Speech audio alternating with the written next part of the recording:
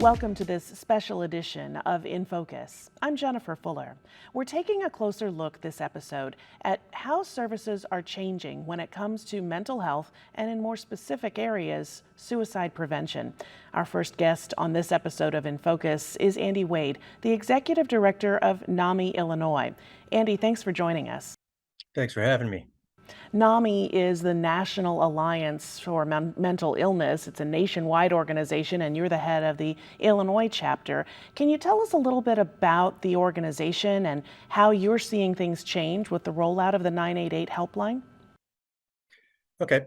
Well, NAMI, the National Alliance on Mental Illness, is the nation's largest grassroots network of people working for and on behalf of individuals and families who are directly affected by mental health concerns. I like to say it as we're the public in the public conversation about mental health. So our programs are not clinical programs. We're not psychologists. We're people who have lived through similar experiences in our own lives and who have gone through training and to deliver evidence-based support programs and be the friendly helping hand that people need in times of duress.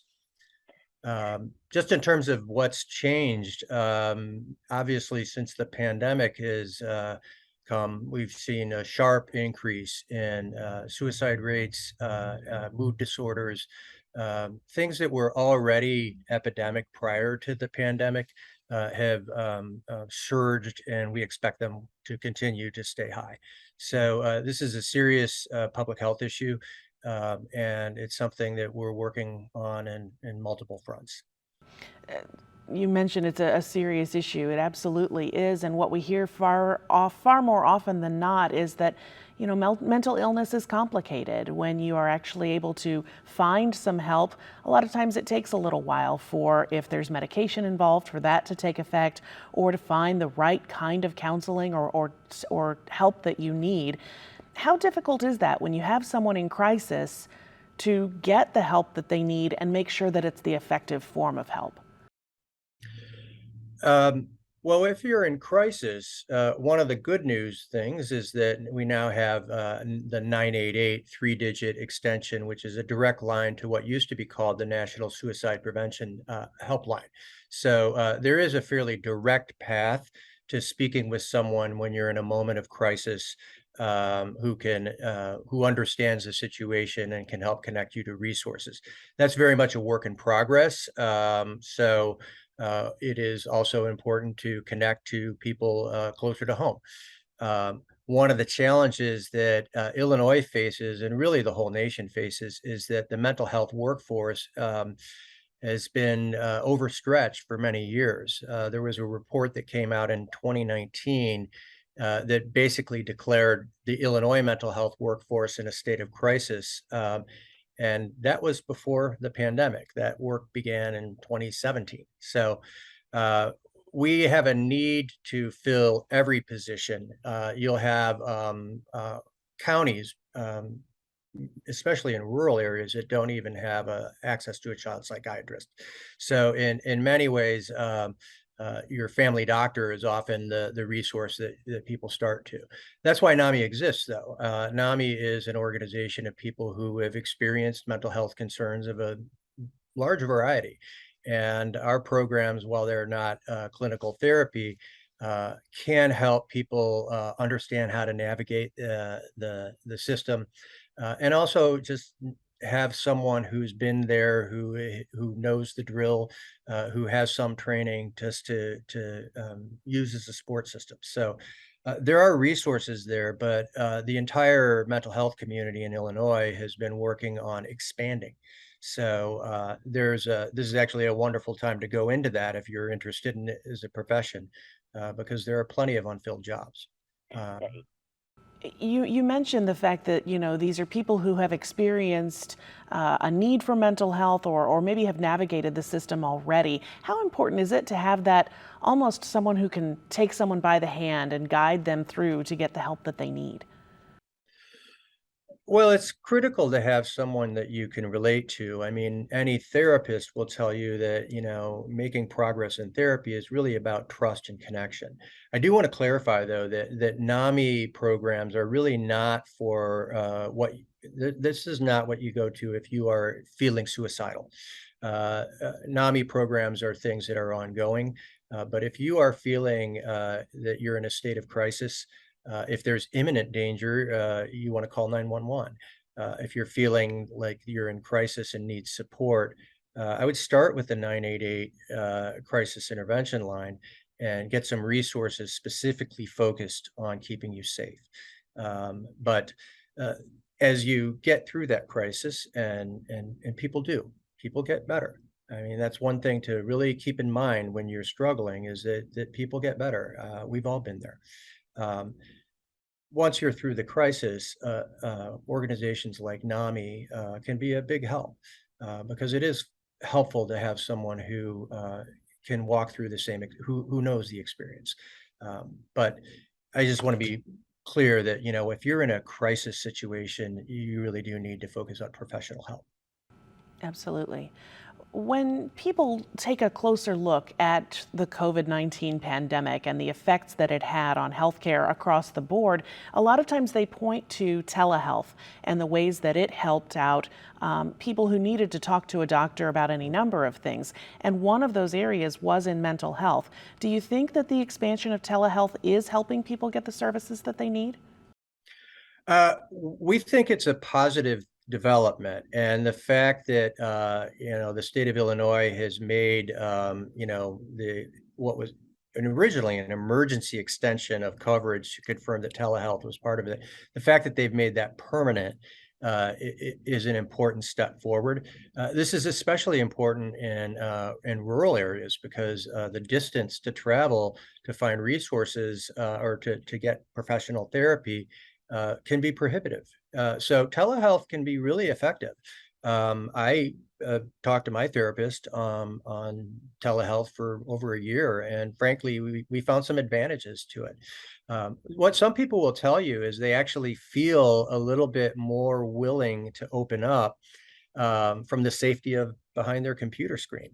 There's pros and cons to everything. I think with telehealth, we want to be careful to not make it a cure-all for everything. There are some situations where sitting down with a therapist or getting, real-world tests has to happen in person. But telehealth can certainly be a part of the solution, and we're glad to see that it's growing, and we expect to see it continue to grow. For generations, we've heard about the stigma when it comes to people seeking mental health care, seeking that help when they're feeling like, well, they need a little bit of help. Have you seen that that stigma is changing or lessening in any way over the last several years? It's changing. I haven't seen data about lessening, but in a lot of ways, the pandemic was a game changer. I know I started this role right at the beginning of the pandemic and was really grateful to have the opportunity to be in a service role. What we saw is that people who 3 years ago never would have dreamed of talking about, uh, emotional duress or much less coming out and asking for help are suddenly very willing to talk about it. And that's a very positive thing.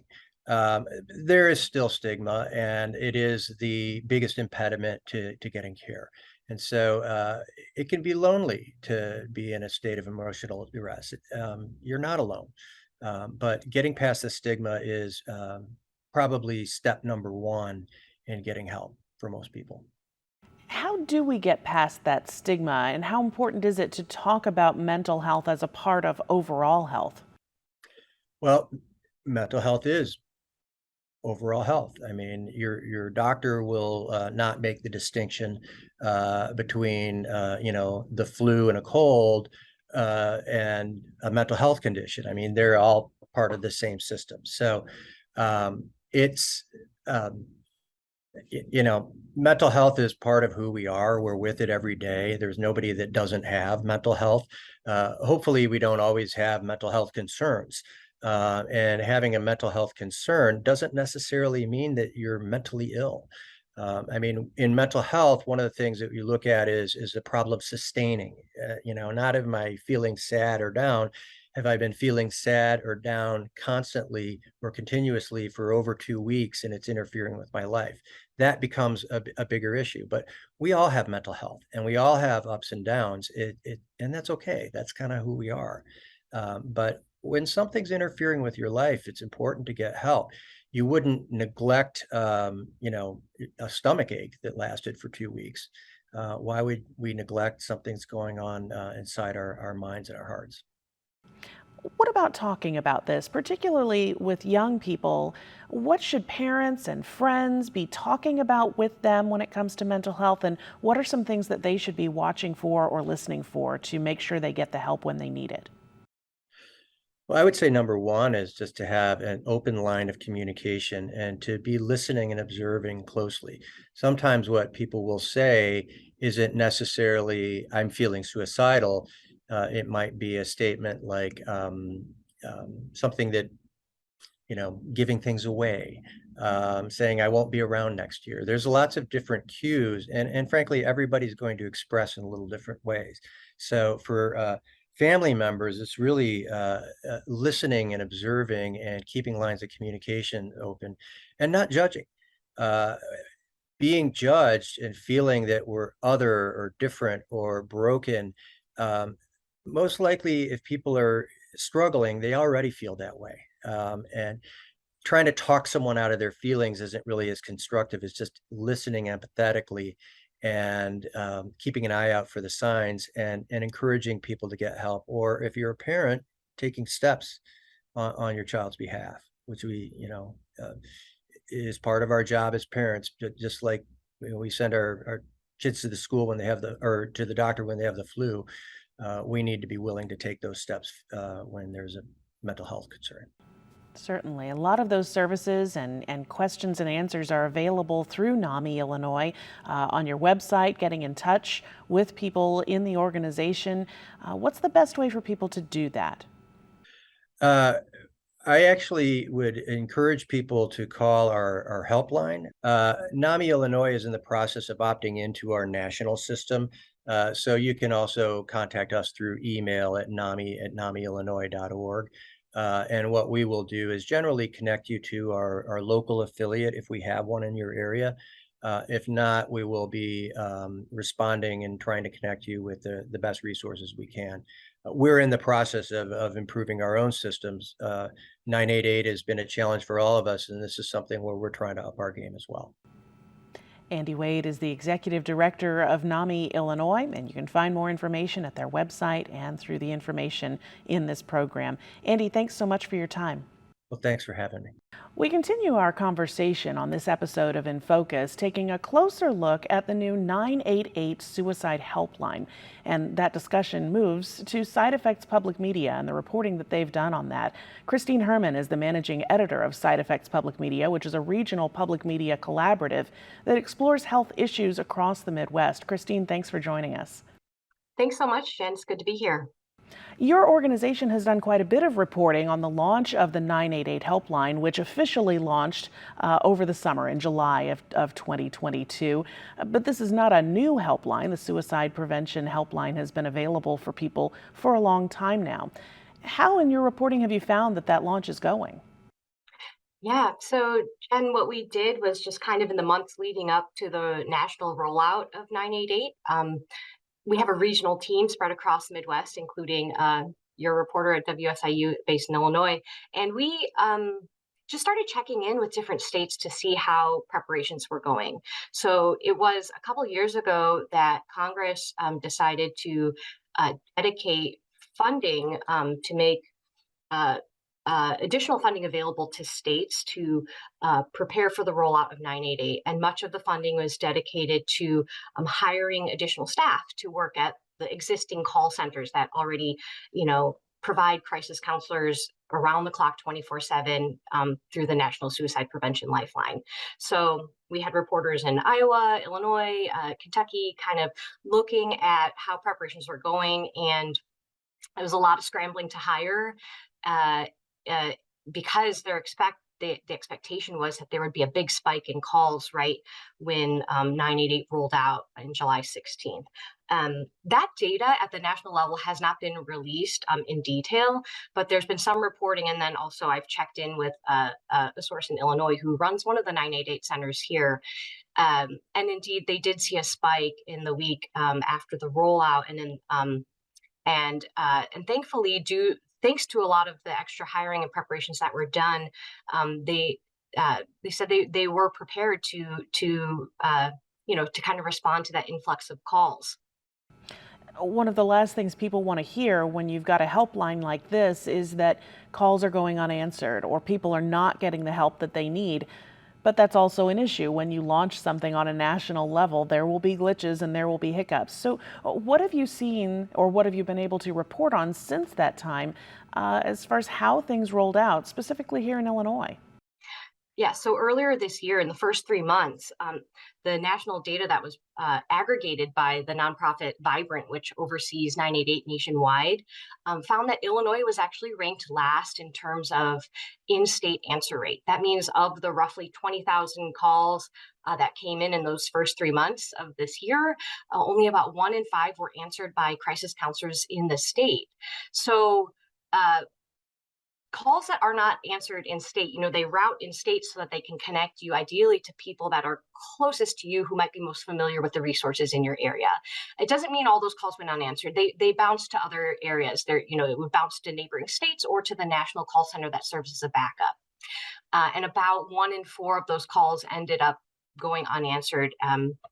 Perhaps as a result of being put on hold. There's obvious concerns about being put on hold when you're calling a crisis line.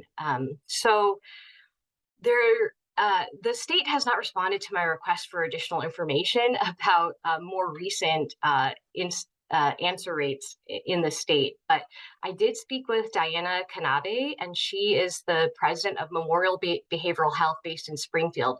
They run one of the 988 call centers in Illinois.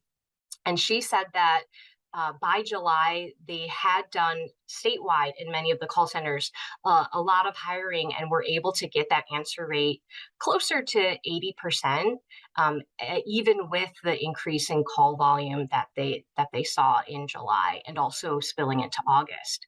So that's a really good piece of news that, there was certainly concern leading up to the rollout, like, will Illinois be ready? But thanks to the hiring and the influx of federal funding, it seems like the state is in a good position for the call answering piece. I think it's important to point out that in addition to someone who can answer the calls, we kind of think of it in 3 buckets: a place to call, someone to respond if an in-person response is needed, and then also a place to go for follow-up. And when we think about 988, a lot of the focus is maybe on who's going to answer the calls.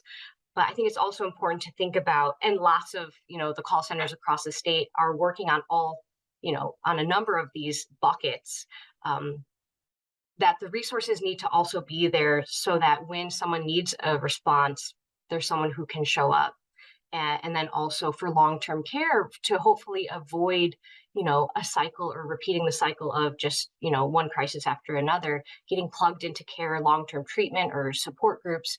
Those types of things is also really important as we have this conversation about 988 and being able to support people who are experiencing, mental health challenges. Certainly. I wanted to back up just a little bit. You mentioned that you talked with Diana Kanabe, who is she's a part of Memorial Behavioral Health, which operates the 988 call center there in central Illinois. And she had this to say about how things have gone since that rollout in July.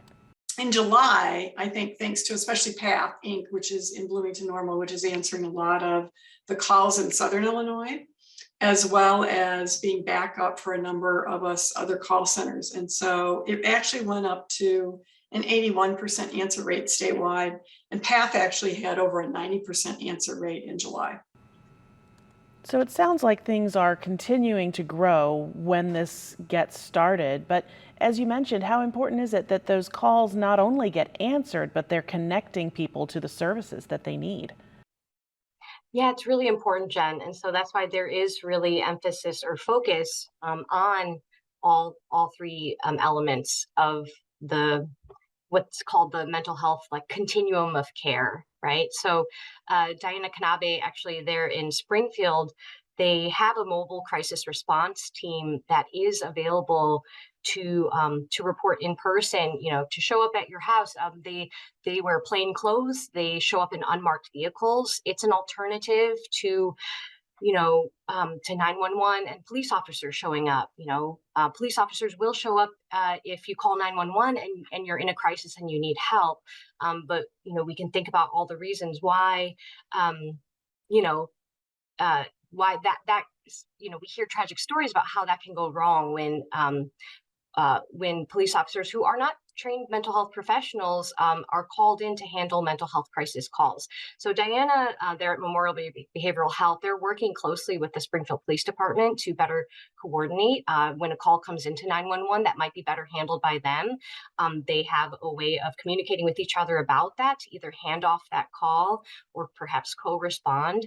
And Diana was really clear that actually the vast majority of people who call, they're able to get the help they need on the phone. And it's only really like 1% of calls or so, she was saying, that need an in-person response. And whenever possible, they're dispatching their mobile crisis team in person. And they also have a virtual option where they can, come in via video to talk with people and help with their situation. The other thing they do to address that third bucket, which is really the follow-up, she was saying they ask permission from the caller, would you like, can we follow up with you in a day or in the coming days? And so then they'll have one of their peer recovery coaches or their mental health crisis counselors do a follow-up call and check in on people, and also be a connector to resources in the community, whether it's specific to mental health or substance use or other needs that they might have. So they're in the Springfield area and also the surrounding counties. They have these services available. But Diana did say that not all parts of the state have all three aspects of this continuum of care in place.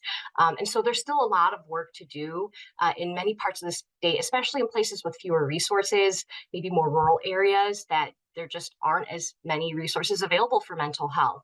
And so, there's been a lot of momentum and focus on building up this continuum of care, with the launch of 988, happening this summer. And I think a lot of mental health advocates and people who work on the front lines just want to make sure we see that momentum and that progress continue into the future. And that will, that's going to require additional funding, because a lot of the federal funding I mentioned, it's time limited. And so states, may have to step up and, kick in additional funds going forward to keep a lot of this growth sustained into the future. Certainly. One of the things that you mentioned was similar to, this stigma about talking about mental illness, talking about the need for help, people being able to reach out. And there was that hesitation. We've seen stories, as you mentioned, about people being hesitant to call and get help when they're in crisis because they're afraid of law enforcement getting involved. Maybe they're just afraid of the police actually showing up. Maybe they have a history with law enforcement that leads them to think that it would be a negative outcome. This is what Diana Kanabe had to say about the work that they're doing to kind of change how that works. Nationally, that was a big concern, that people were afraid that by calling 988, it would automatically send out, law enforcement. And certainly here in our area, that's not the case. We're working very, very closely with law enforcement. Law enforcement's calling our mobile crisis response line, especially if they're getting a call from 911 and they believe it's a mental health issue. They'll call our folks on mobile crisis response, and we'll either respond with them virtually and help them to kind of assess the situation, make the determination as to whether we'll go out on site, or it may be they just, based on what they've told us, we're like, yeah, we're going to be out there. Lots of times they'll wait for our teams to get out there. And so that's a really good partnership, really in kind of our greater area with a lot of our local law enforcement. So lots of information there, but I wanted to spend the last minute or so talking about the importance that people are seeing in making sure that you're having the conversation. How important is it to lessen that stigma, make sure people know that they can and should make the call when necessary? Yeah, that's really important, Jen. These are trained mental health crisis counselors that are available 24/7 through calling 988 now, easy to remember number. There's also a text feature. You can text the word home to 741-741. And sometimes just having a trained professional who can help you talk through what you're going through. The vast majority of time, that's what people report when they call. Their needs are met through even just a simple conversation. You can also call to get resources or information on how to support a loved one or a friend or family member who is dealing with a mental illness. So I think the takeaway is the number is there, the resources are there, hopefully going into the future, there'll just be continued focus on building up a continuum of care for mental health so that when people call, there's a place, there's someone they can speak with, there's a place where they can go if they need help for continuing support in their life. Sure. Christine Herman is the managing editor for Side Effects Public Media. Christine, thanks for joining us. Thank you, Jen. And thank you for joining us on this special edition of InFocus. I'm Jennifer Fuller.